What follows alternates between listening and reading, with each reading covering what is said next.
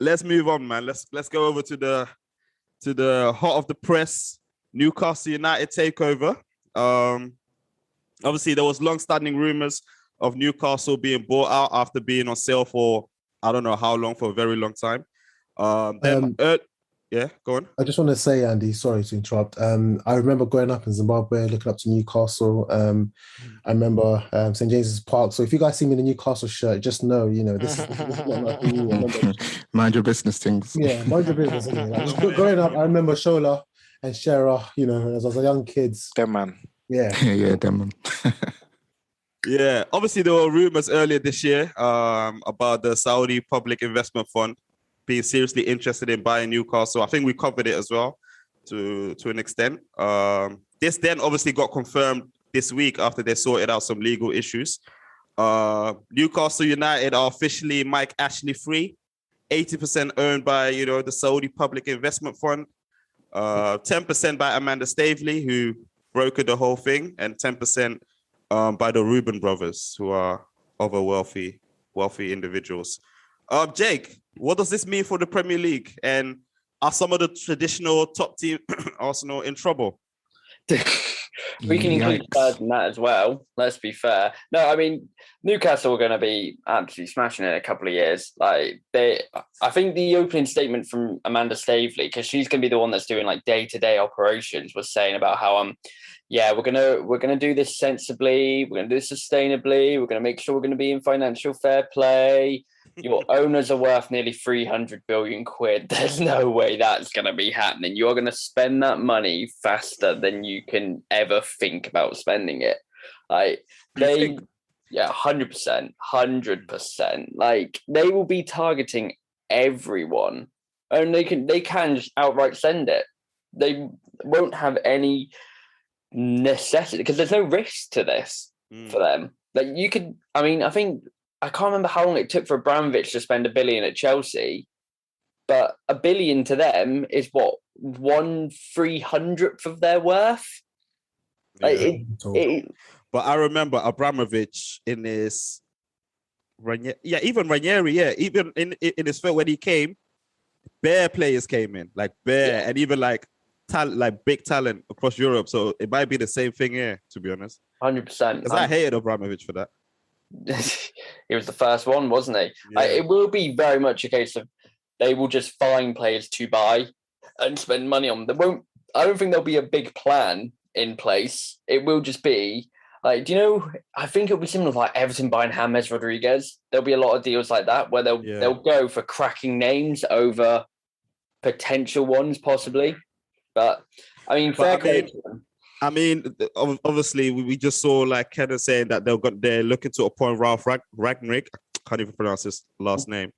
But if they're looking to appoint him as a director of football, then there is going to be some sort of strategy and planning in terms of recruitment coming in. Let me go to Char, actually. Obviously, knowing that and that particular director of football, if you do know him, what strategy in terms of player recruitment do you think they should follow? In terms of clubs, I think I agree with Jake. I do believe that they're going to have the power to spend basically what they want and what they physically can sort of get their hands on. What I do think they will do is, I think, quite similar to obviously what City done. They had to change almost the whole culture / structure of the business of the City brand, for example. So I do think what they're going to do is be strategic with how they go about. Because I do think they'll all sign household names, but in the same breath, I think they're going to try to hire a very, very well-known coach who can potentially change the foundations of the club. And rather than Newcastle being what they are now, which is a club that just about survives, they're going to have a structure in place to then, similar to what, obviously when the City owners came in, I think wasn't their first, was it Pellegrini? No, it was Mark Hughes. Mark Hughes. Actually, if you want to, actually Ericsson, to be honest, but technically, yeah. If you want to Goran Eriksson, because that's when they started buying nonsense. They start.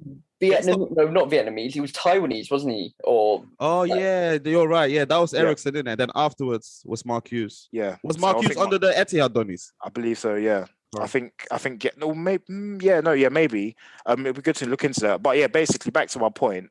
what I do think they're going to do, they're probably going to go through a period of like trial and error. So they'll sign James Rodriguez, and it might not work for the first manager, but I do think once they'll get a manager who can basically change the whole philosophy of like the way they play, and because they can throw so much money at it, these players are going to want to sign. But you might say this, but then we heard that their first arrival might be Tarkowski, which is a very interesting, and I like that. I like that, but their goal for this year is just stay up. That's all. Whoever they get in, whether they keep Bruce or they get a new manager, is just stay up. You don't have to win a trophy. You just have to keep yourself in the Prem. And then once you keep yourself in the Prem, you've got a summer where there's no international football, really, or no tournaments or anything like that. So you've got a proper pre-season to get your players in place, because you can start doing your transfers from January, like get a couple of people in. Then from February onwards, you can be planning for the summer and start organizing those deals, because we're still in those COVID finance years. Like they could be picking on prey here. They really could. St. Maximin could be on his own by July. He won't recognize anyone. It will be like when Richard Dunn was there for the longest, but everyone knew he was going to get replaced. Well, you lot don't think people like Willock's going to stay, no? Bro, that captain. There'll be a couple that will stay though. That Lascelles said it. Cutting. No. It's not going to be Lascelles. It's going to be what's his name? The twin, Longstaff.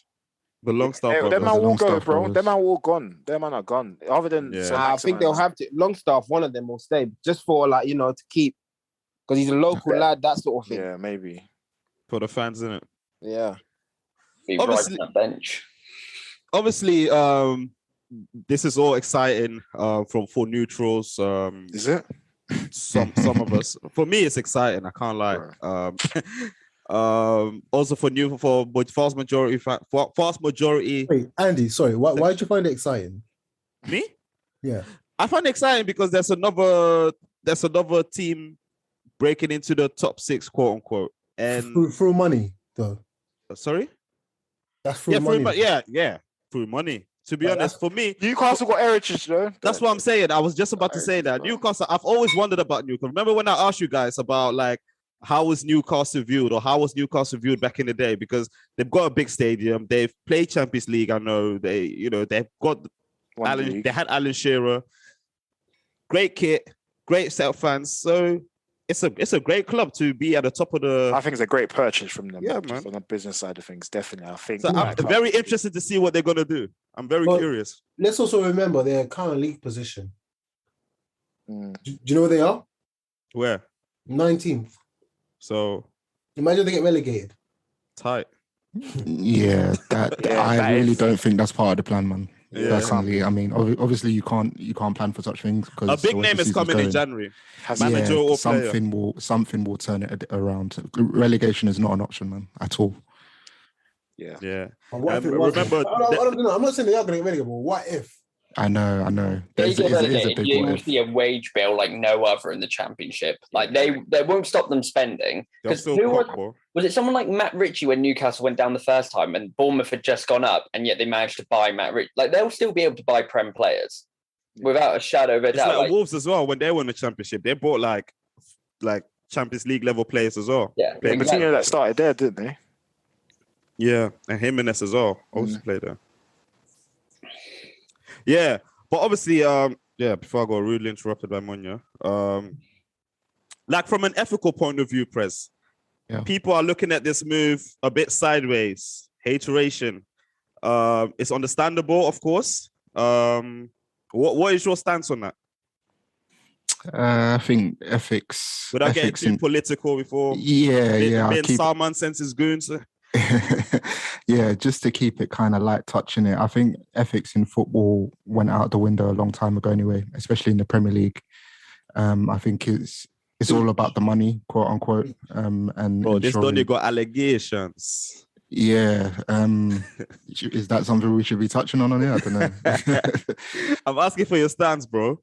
Yeah. As in, do you understand people, like I'm hearing some certain Premier League clubs even want to block this, or they're having a meeting about this? Yeah, I mean, I'm hearing it's quite a few of the Premier League clubs that are really displeased about this. But from my perspective, I think I'm in the same sort of boat as you, Andy, in terms of the healthy competition, and another team that, you know, will go on a journey to become a potential you know, competitor within the top 4, top 6, maybe even in Europe. And Newcastle, you know, there is heritage there. They have a fan base. They have history. So it's not like a City where, you know, there wasn't really much, certainly within the Premier League era, that they could really write home about in terms of achievements.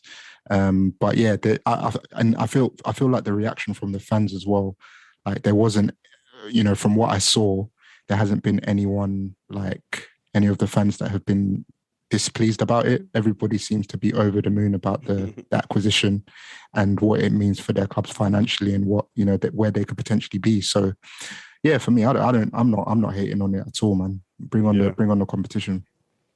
Yeah, is anyone here that's looking sideways at it based on the allegations? Well, I mean, it shouldn't happen from an ethical viewpoint, should it? I mean, we all know Saudi Arabia's record on human rights, and they can continue to make all these statements about, yeah, we're improving, we are getting better, but hey, women are driving now.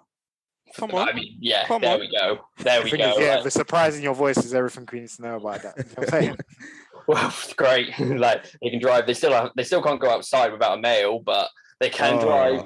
So, like, but the Premier League wasn't going to do this on an ethical standpoint. The only reason this has happened is because Saudi Arabia are stopping illegally streaming beIN Sports, which is Qatari, I believe, like the owners of PSG. Yeah. That's the only reason. It's just business, and that's at the end of the day what they're going to do. So people don't want it to happen on an ethical standpoint, and that's absolutely fine.